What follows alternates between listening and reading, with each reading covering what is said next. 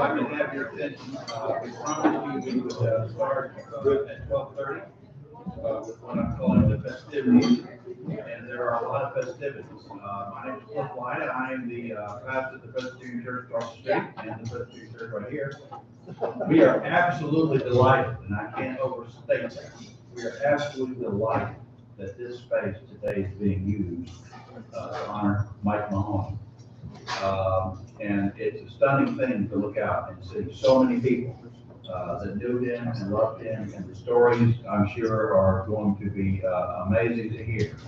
So at some point in our program, I'm going to do an imitation of the old Phil Donahue show, and I'm going to take this microphone and we'll just go around, and if there's anybody that's got a story or a quip or something like that just to share about Mike, we'll do that for a while, and I'm sure there's so many we might have to cut it off. But nonetheless, we will do that a little bit later. So again, welcome. There's another thing I want to say. Now, I'm a Presbyterian minister, which means that I have the occasion and the opportunity to do a lot of funerals. But I'm going to tell you, this is my kind of service right here. This is my kind of service, because not only we're going to eat, we've eaten, and we're going to keep eating. And then following that, we're going to have a few things to say about our friends, and then a lot of things to say about our friends. There's going to be some music. And then the service will continue next door. So, because that's a vital part of the service. That's how so many of us actually know it. So we'll walk next door and lift the spirit, so to speak, and enjoy remembering our friends. So one thing I need to say, if anybody needs the restroom, they're back in the back, go through that doorway there, and that facility is available to you. So we're going to begin, and you obviously keep eating, and you need to get moved around, that's okay too. Thank you for all the food.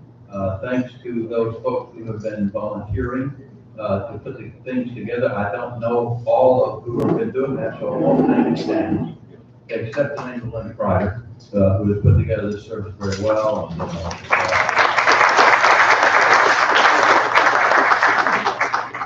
Linda's also going to sing for us. I think that's a treat too. So we're going to begin, and we're going to begin with some specific targeted memories of our friend Michael Riggs Mahoney. What a man. What a Michael Riggs Mahoney. By the way, Maureen, welcome, and happy you're here also. Pat. And Pat, yes, okay. Hey, Pat, glad you're here. Good to see you too. All right, so let's begin. And we're going to call on first to speak about Mike's experience and knowing him through the waterworks here in Blackman. And Dick Franz is going to make that tribute. Dick's somewhere. There. Okay. Dick, you want to come on up, or you want the microphone? I'll bring it to you.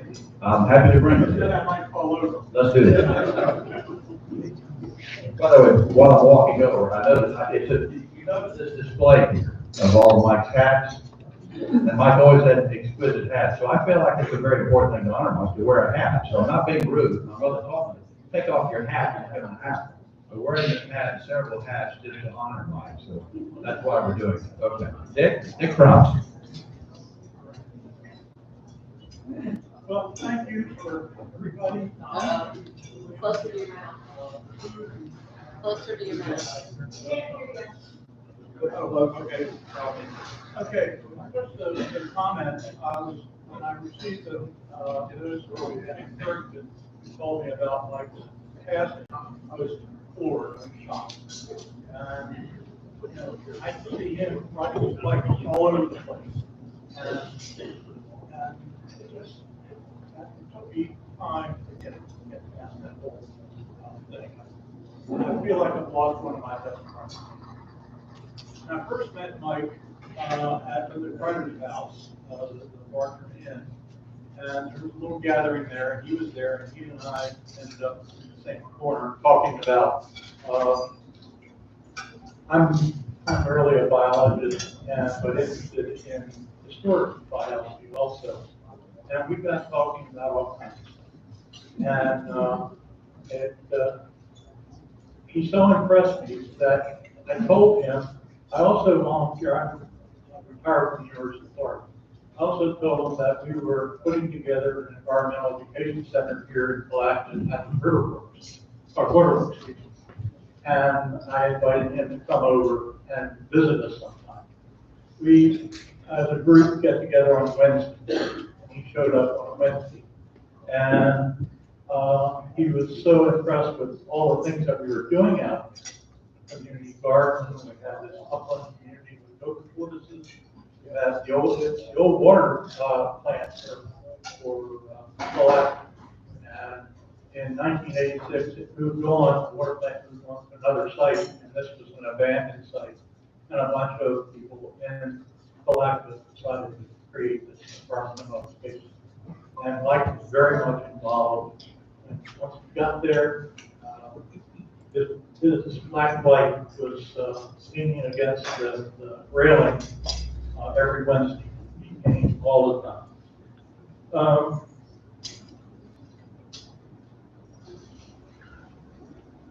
Anyway, the various jobs that Mike had during his time, well, we were cutting grass, we were caring for the community organic garden, we constructed, greeting visitors, and on occasion we had kids from the local school systems visit us and taken around and talked about some of the habitat that we have out there, some of the animals.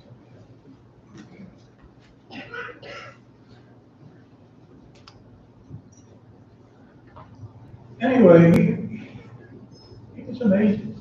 No matter what job he was given, he was very much to himself. He would take that job and go to work, and the next thing I know, at lunchtime, he was back at the lunchtime. He always brought his own little veggies to the entire luncheon, where he was involved in all kinds of big trips.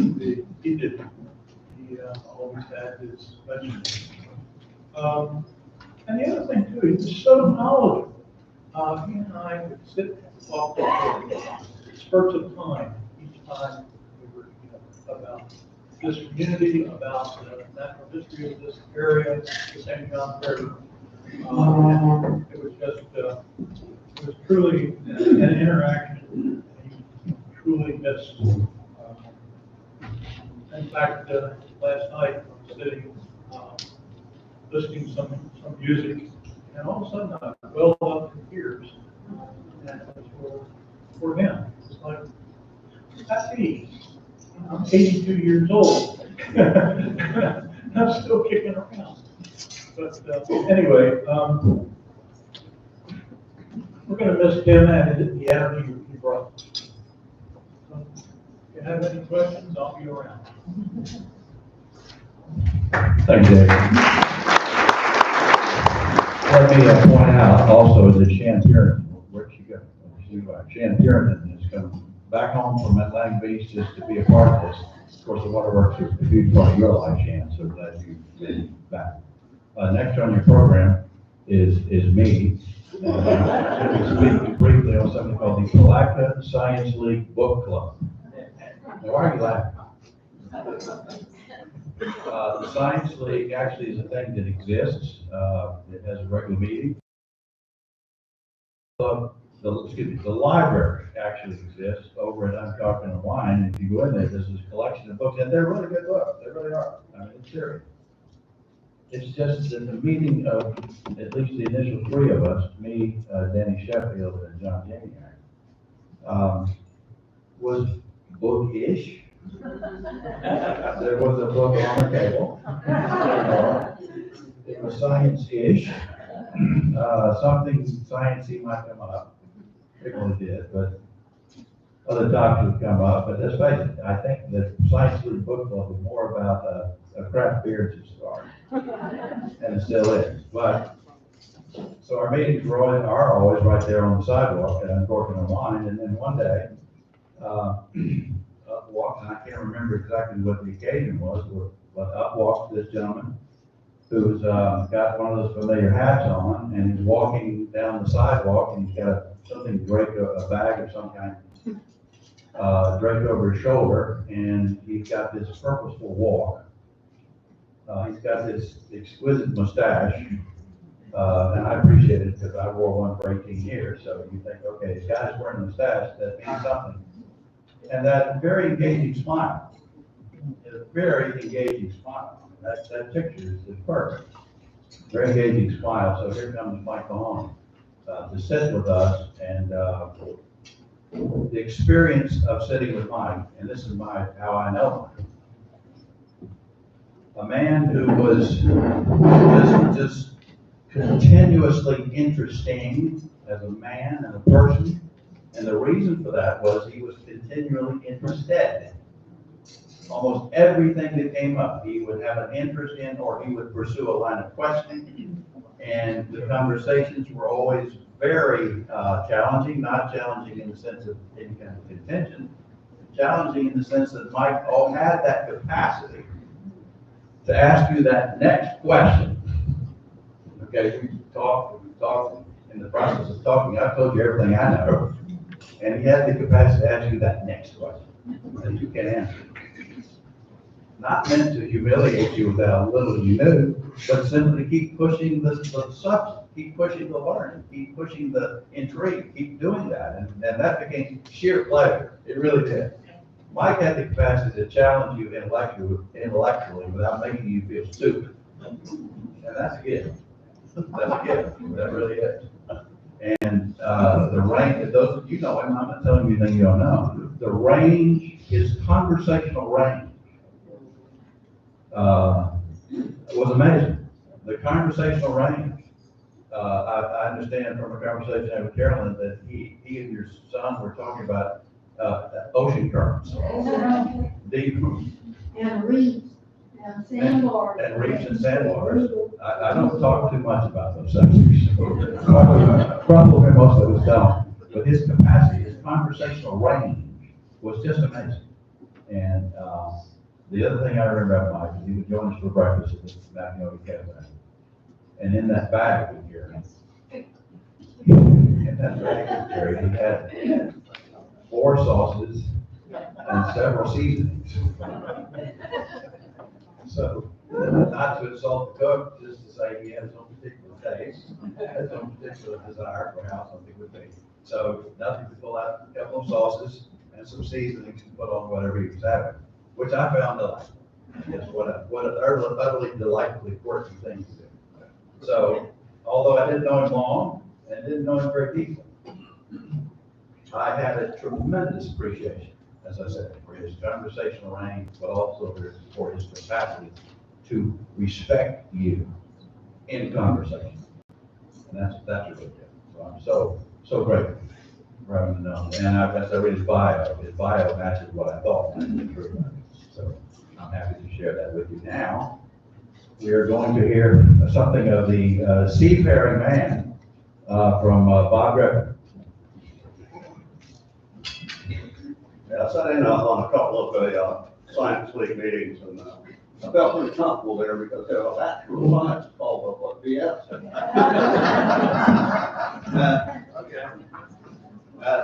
I'll stand up here, defend myself at the beginning and say, I'll be brief.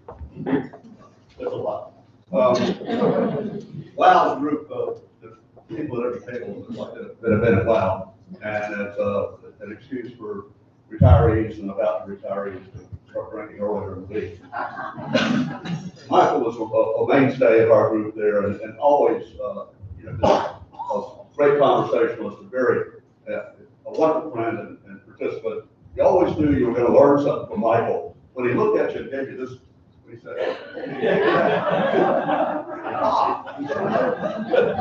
I always stopped and paid attention when I saw that gesture. But we all brought different food items to the WOW, pretend like we weren't there just drinking. Michael always brought the same thing. He brought manchego, which is on the table over here, and almonds. He never brought anything else, always brought that. So we knew we were going to have that. But what a great guy, what a wonderful friend, what a marvelous intellect, and sartorial splendor beyond, well, everybody I know. And we're having the site difficulties and everything. One of the best readers ever. You know, he read everything. We found out that there was not going to be a St. Patrick's Day parade. So that's kind of disgraceful. So we decided we'd have a St. Patrick's Day parade. So we got Suzanne's convertible and put 4 or 5 lovely Irish lassies on the back. And we had Tim and Bob and Michael led the car as we marched around the block. They had the Irish flag, and as we went around, we waved to the crowd. We saw one person. So this was loud. We went around the block and we came back and we had our St. Patrick's Day parade. Yeah, well, for bar to bar, yeah. Bob, you led the way. We wouldn't have gotten home without you.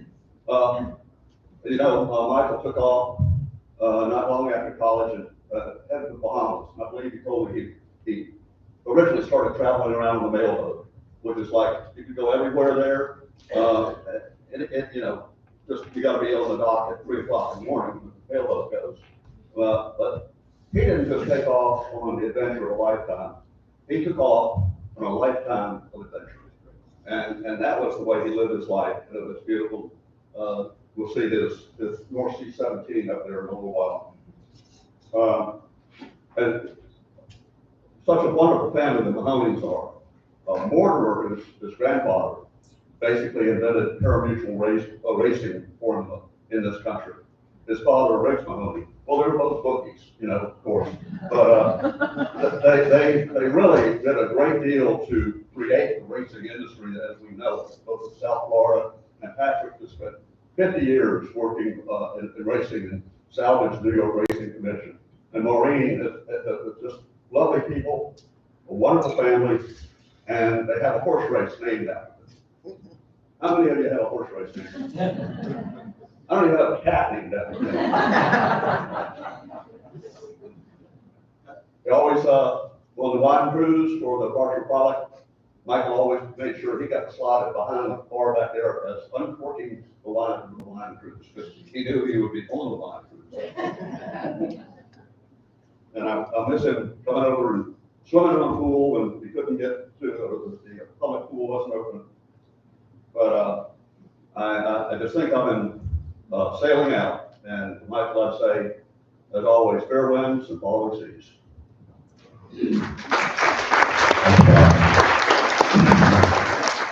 Not the adventure of a lifetime, but a lifetime. That's very nice. I like it a lot. Now we're going to hear from Barker with Mike. Mike, I don't know where you are.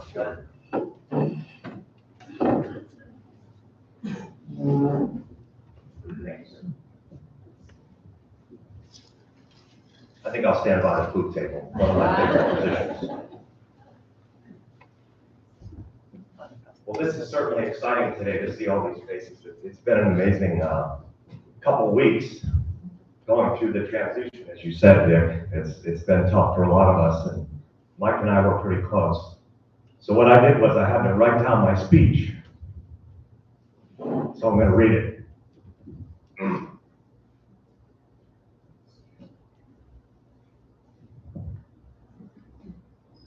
I was honored when Linda Kreider asked me to say a few words today. Absolutely, no doubt. Where does one start with a eulogy for a Renaissance man? The way everybody's talking, he was clearly a Renaissance man. Well, according to Urban Dictionary, a Renaissance man is an enlightened, well-rounded, awesome guy with many talents. I think we can all agree to that. Mike was those things and more for sure.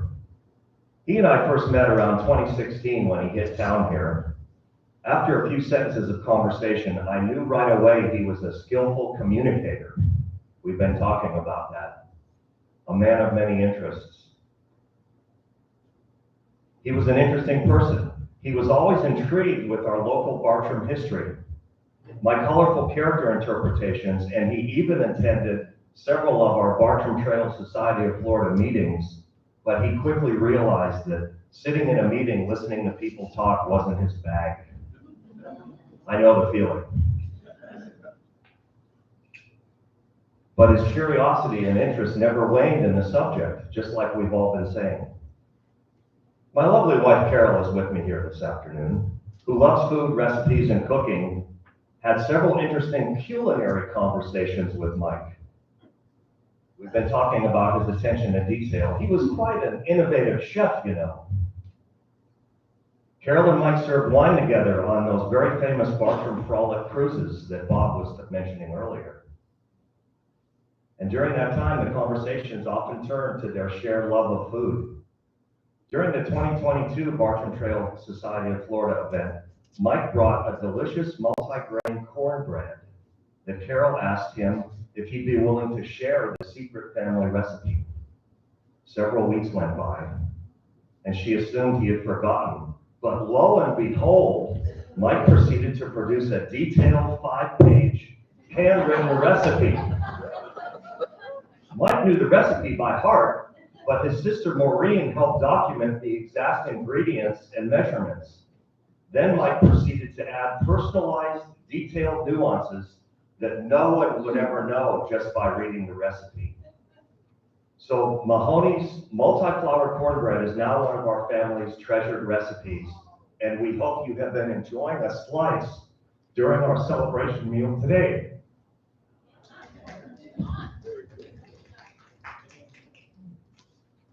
Yeah, so there's a few recipes left here if you're interested.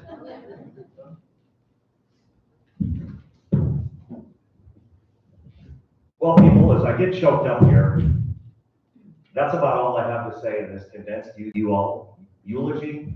Mike will be missed but never forgotten. His spirit is in a peaceful place now among the stars.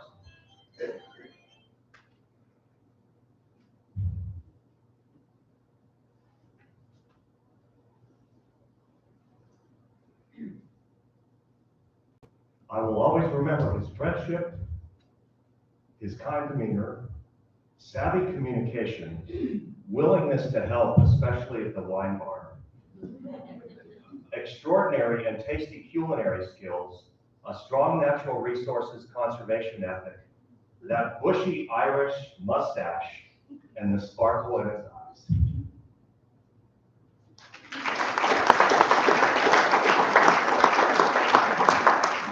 Thank you, very, very wonderfully well done. All right, the good news is we're ahead of schedule. So now we're going to do the slideshow, and then we're going to call for Linda Brocker.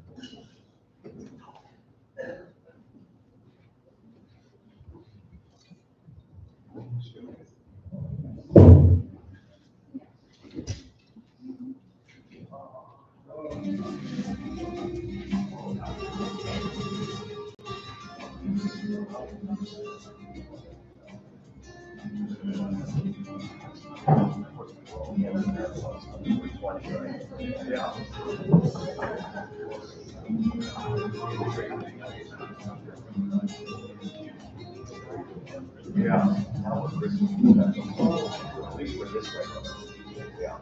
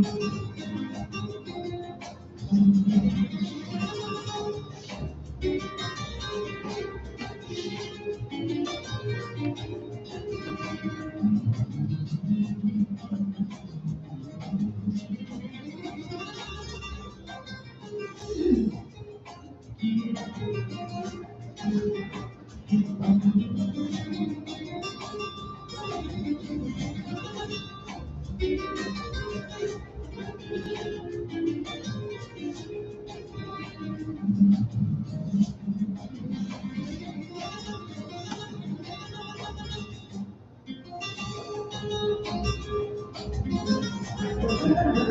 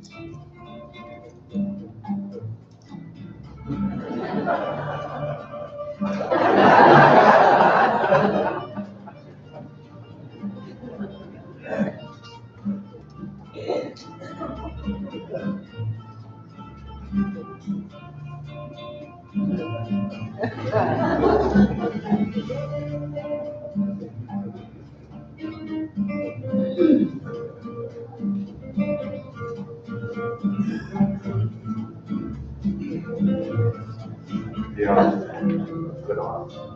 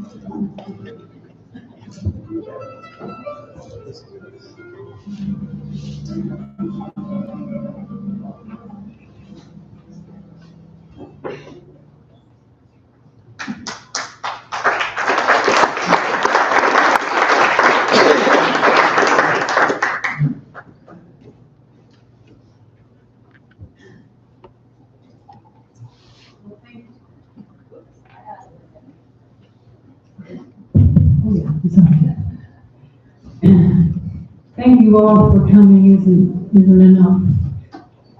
Mike, you started and I told you I wouldn't make it through if you kept it up. But, it's wonderful having this community here with Maureen and Pat and his friend from Stewart and far away to help celebrate the life of a pretty incredible man that we all knew and loved.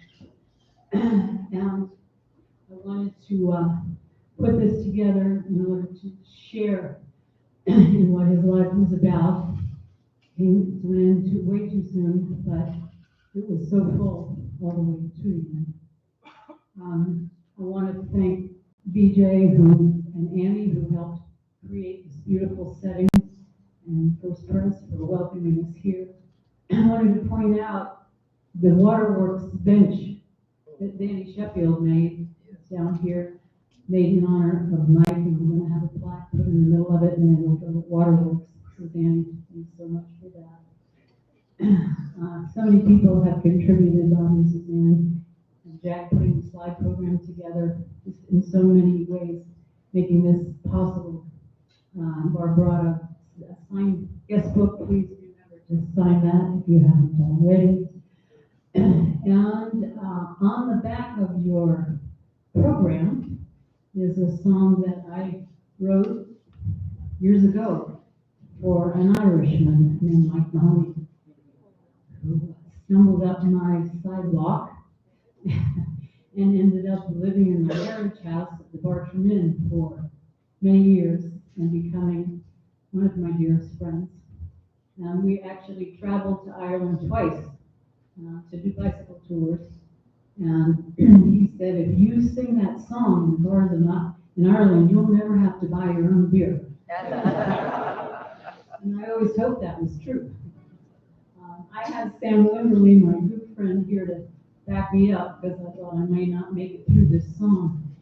Sam, you want to come on this side? Yeah, maybe Jack, you want to go ahead and turn that off just because it's kind of blinding us right now. But I'm hoping I put it on the back of the program so everyone would sing it with me because it's a drinking song for an Irishman. And there's a chorus where you have to raise your glasses. So if you've got a glass of tea or coffee or something there, you're going to just raise your glass and get to that part. So the chorus goes like this. It's a song for an Irishman filled with good cheer. Here's, this is where you raise your glass. Here's to the Irish sound vessel stout beer. One more time. You'll get it. It's a song for an Irishman filled with good cheer. Here's to the Irish sound vessel stout beer. Stories of Ireland and of the sea, sailors and whalers these fishermen be, dear to the heart as their loved ones may be. Once soft and tides beckon, they're off to the sea.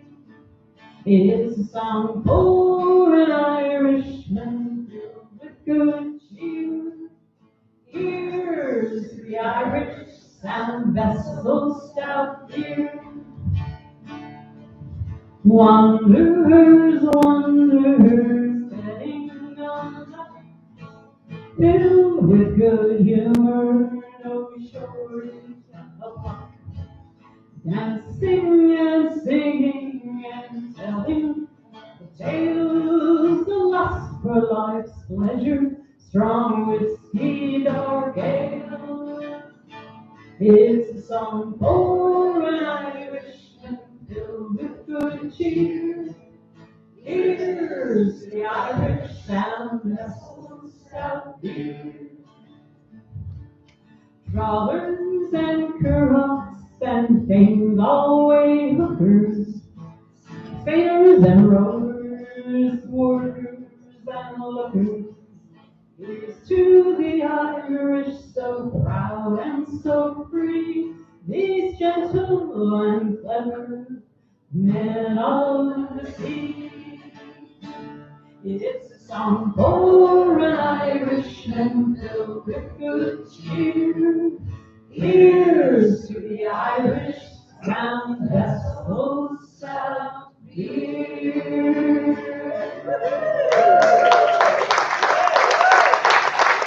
Thank you.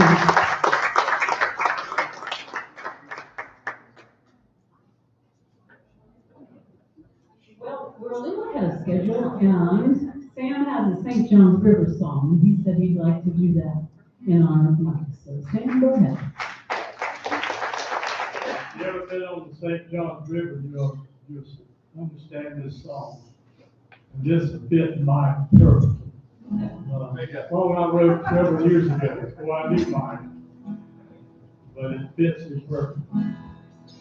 There's nothing like cruising down the river in the morning on St. John, waiting for the fog to disappear on the rays of the morning sun, watching those gators flying on the bank with turtles on an old cypress stump.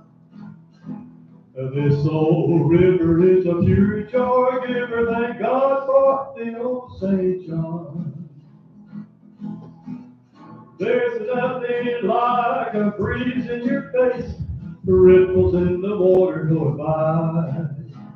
Watching the grass come from them bald eagles flying high. They are waiting for a moment in time once there's a fish in his claw. Nature's so grand, you need to plan a morning on the old St. John.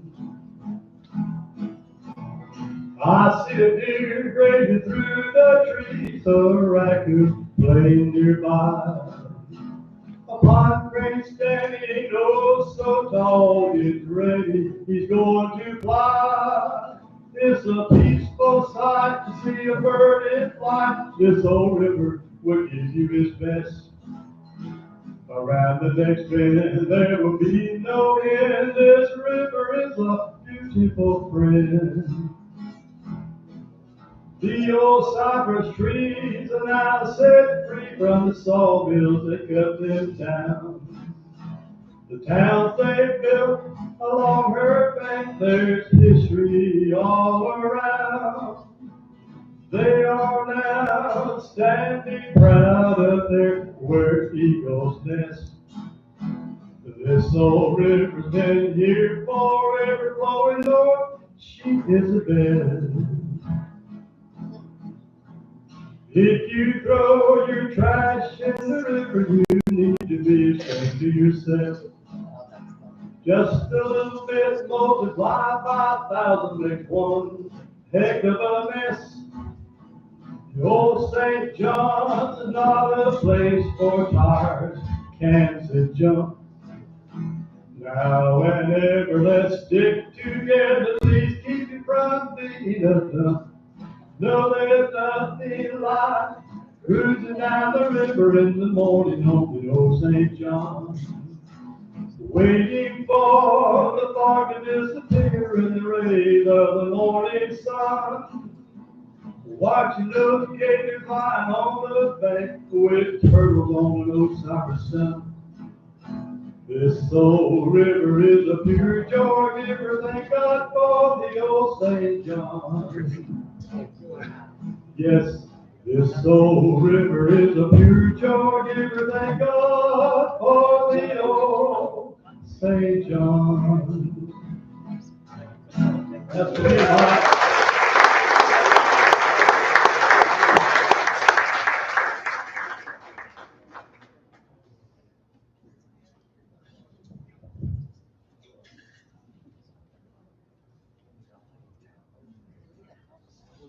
That was very special. Thank you. All right, now's the promised Bill Donahue section where I come to you. Jim's volunteered to be first. Where's Jim? There he is. Let me walk back there. This is Mike's story time.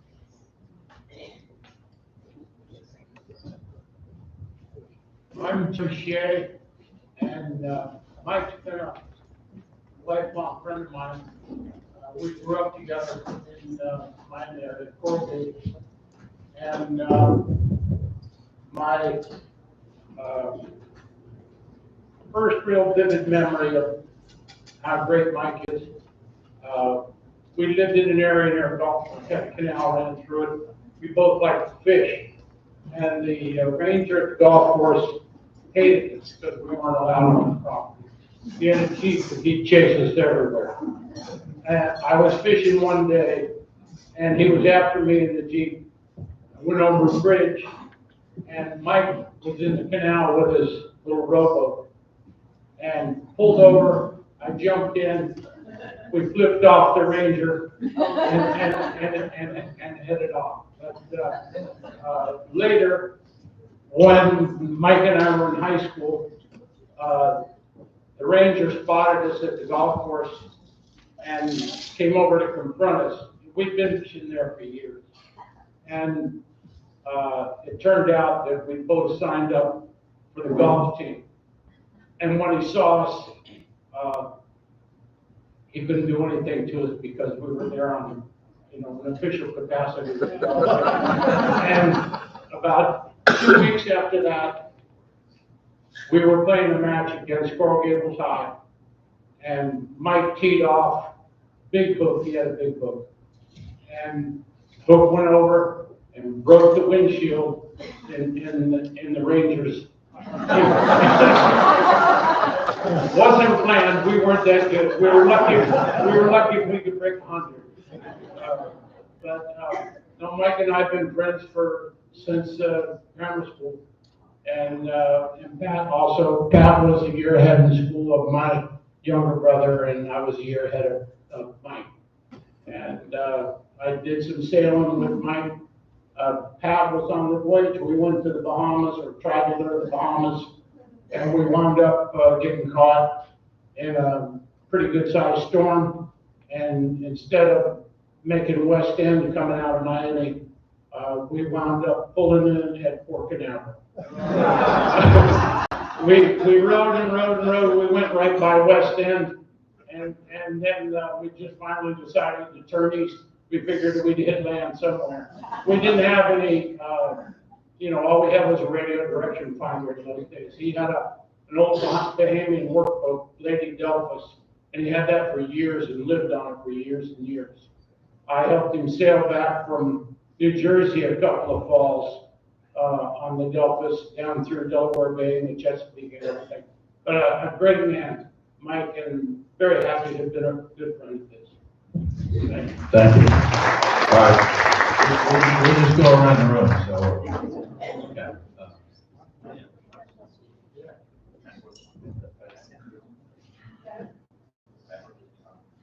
Yeah,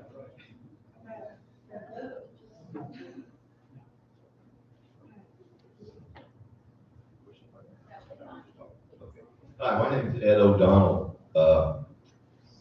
I'm part of the Mahoney family. I've known him forever. My father introduced his father to his wife. That was back in 1947 in Baltimore, Maryland, where everybody was from then. We're all Baltimoreans, as they say. Real quick, the Renaissance man thing, I had to pick up on this because when we were young, of course, you had interest in the opposite sex. And you'd go to bars and hope you'd meet one that you'd keep for a while. But anyway, Mike didn't go to pick up girls or meet girls. He went wenching. I always thought that was very Renaissance. And then, and as to his appetite for food, Maureen, if I get this wrong, you let me know, but I think I got it right. My wife and I were coming back from a season baseball game up in St. Lucie. I said, let's stop at Mahoney's. So we did. Mike wasn't there, but Maureen was. And I looked at the menu, first time I looked at the menu, and I said,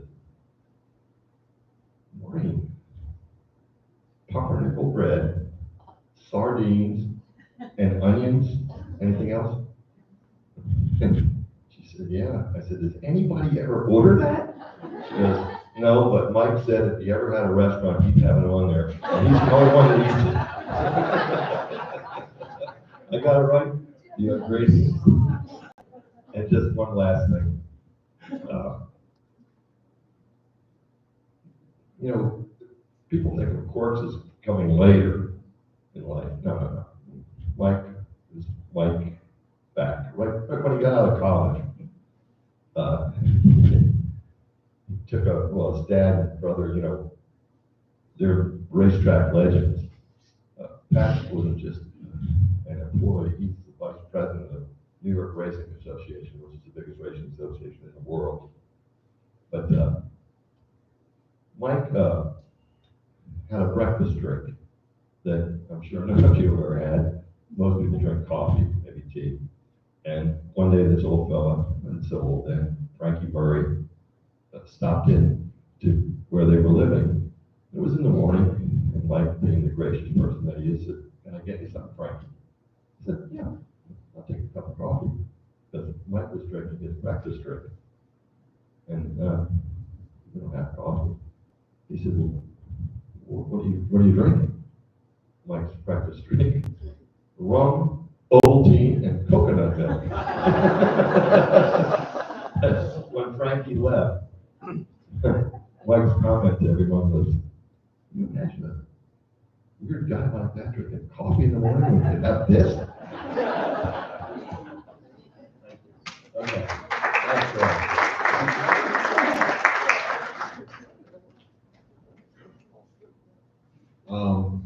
With the Stewart contingent here, so, known Mike nearly 40 years, and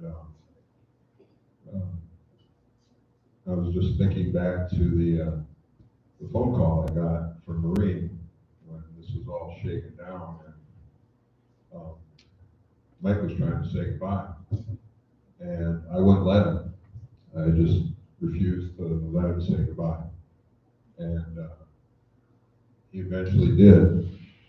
And I said something to Marine about, you know, he drove the bus to the finish line, and I'll revise that. We had a joke between us that when we came to that final time, that we'd load up a little rowboat with a gallon of gas and a gallon of rum, and take it out on the Atlantic, and just when the rum was about out, we'd light a match and have our Irish Viking funeral by ourselves.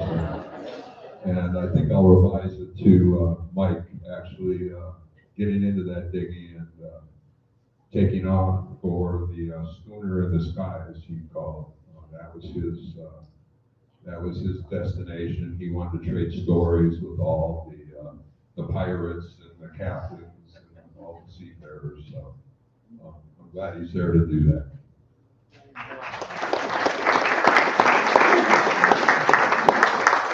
Schooner in the Sky is a song I think you should write. Yes.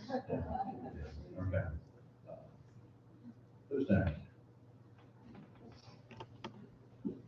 I'm on hold. I actually am one of the few people that ain't decided to company for Mahoney. Mike and I would often talk on Portuguese descent, and we talk about Portuguese, specifically the Azores, where my family is from, and a house when I was a child. And I was the one that made real sardines. So Mike and I love them. And he followed me up here to Alaska.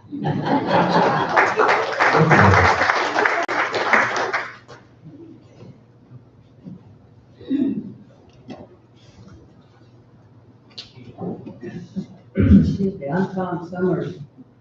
Michael and I became friends in 1966. And what we had in common, among other things, is we were both rabid scuba divers. We were also sailors. And he ended up being president of the fraternity that I pledged because Michael was in the fraternity.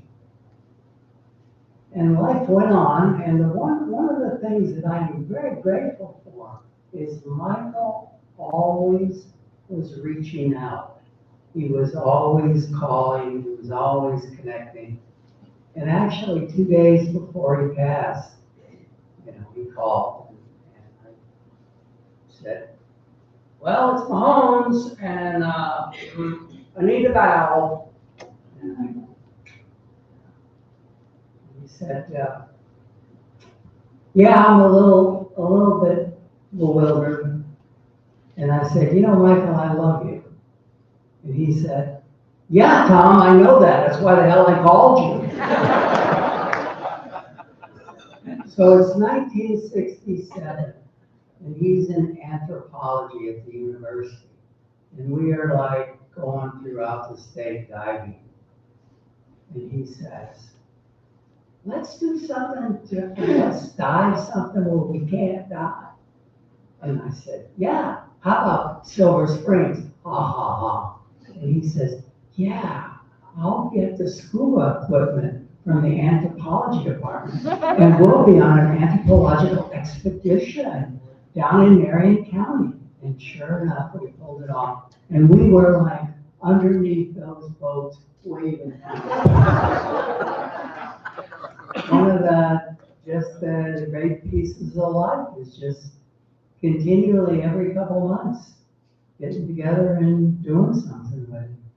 And he's enriched my life as he's enriched your life. Thank you. I do want to ask a question. Did the Jameson come here to die?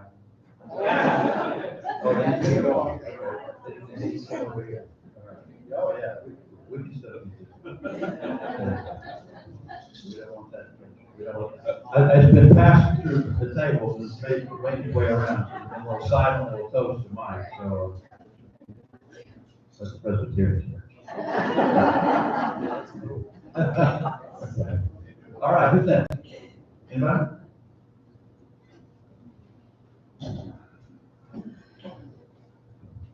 My name is Mary Carla McGrath Summers, and I met Michael at 93 when we married. I was an archivist for 35 years in Florida. And I want to tell you, being a local and original historian is a great gift. It's a gift of the Irish, and we all should be so lucky.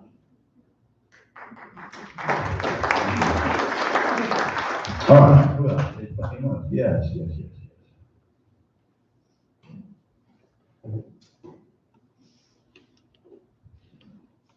My name is Carolyn Smith, and unfortunately, I was not as privileged to have known Michael long as most of you did.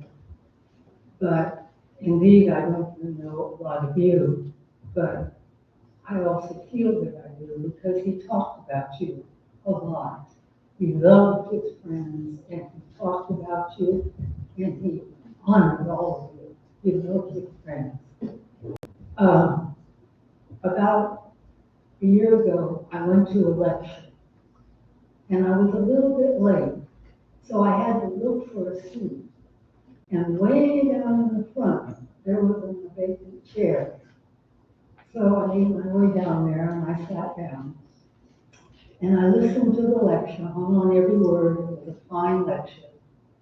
And when it was over, I stood up and I turned next to this person in khaki clothes. And I said, thank you, sir. I'm so glad you were quiet because I really wanted to hear the lecture. And I turned and got up and left. And the next Sunday in church, Palmer Kinzer came down from the choir in his choir room with a pad and a pen, and he said, the gentleman, and he was a gentleman, that was sitting next to you at the lecture, thought I might know you. And he asked me if I would be able to ask Mike's permission to give me a telephone call because he wanted to invite me to something. And I said, well,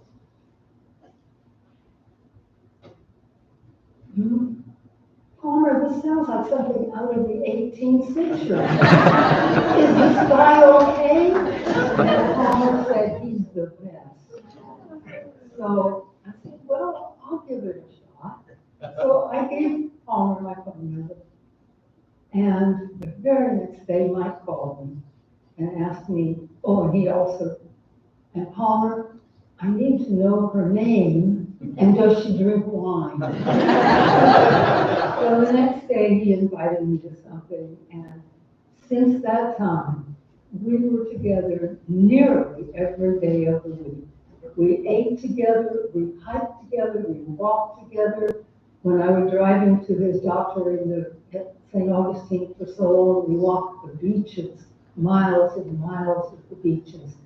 And we ate together nearly every night. He would cook for me at his house, or he'd come to my house. And then, although Mike said, I have no use whatsoever for television,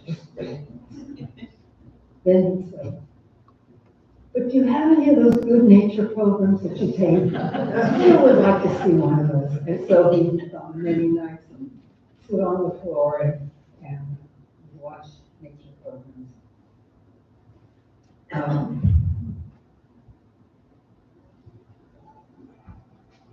Mike was, I think, my best friend. I will miss him very much, and I know you all will.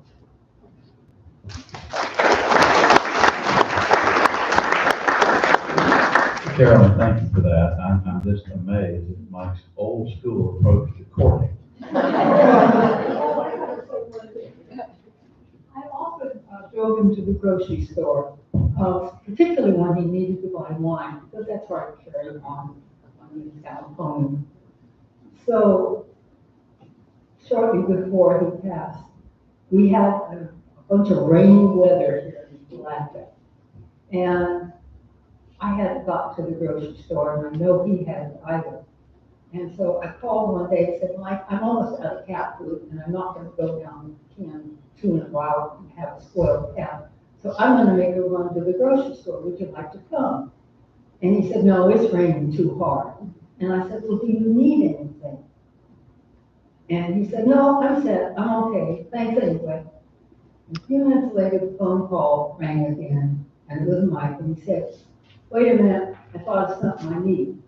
And so I'm thinking, okay, because I bought for him often, he probably wants 4 bananas with no more than 7 to 9 black spots on them. And he probably wants avocados. Avocados. He had to tell me. He said, and he had to use both hands, and he would point at me and say, I want them, you know how they're supposed to feel, kind of like young those. That's how he described avocados, young those. And again, a few days before he passed, I had called him, and I can't. That's a lot of those. Very, very long. All right, friends, is there anyone else would like to tell a lecture? Anybody? We've had a lot. There's more to come, but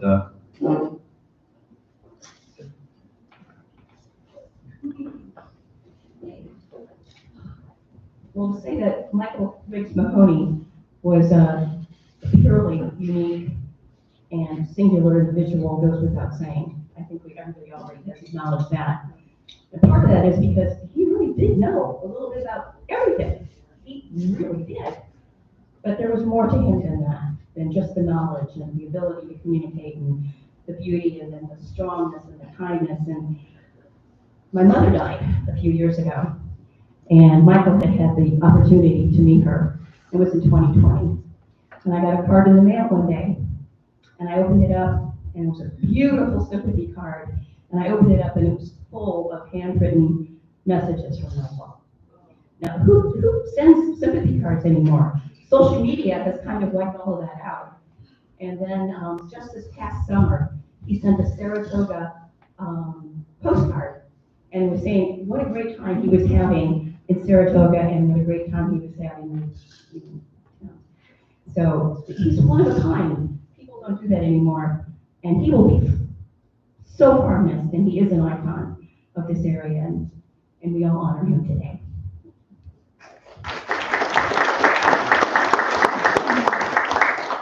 Okay, this has been amazing. A tribute to somebody that, well, this is a gathering of people who loved him the most and knew him the best. And that's a great thing when those folks can speak the way we have. All right, Linda, we made it. We're early. So what last minute thing can we say? Other than the fact we are going to go next door now, because this thing's not over. But what, yeah, okay. We want to, okay, all right. Anything else to do in here? Do we have an instruction about the dishes? Just leave them? No, actually, without being too big a crowd, if people could maybe put plates together, and if we just took the plates in there, then later on we can. Okay. In other words, boss your own table. All right, friends, thank you so much for this. What a great day we've had. I look forward to seeing you next show. Thank you.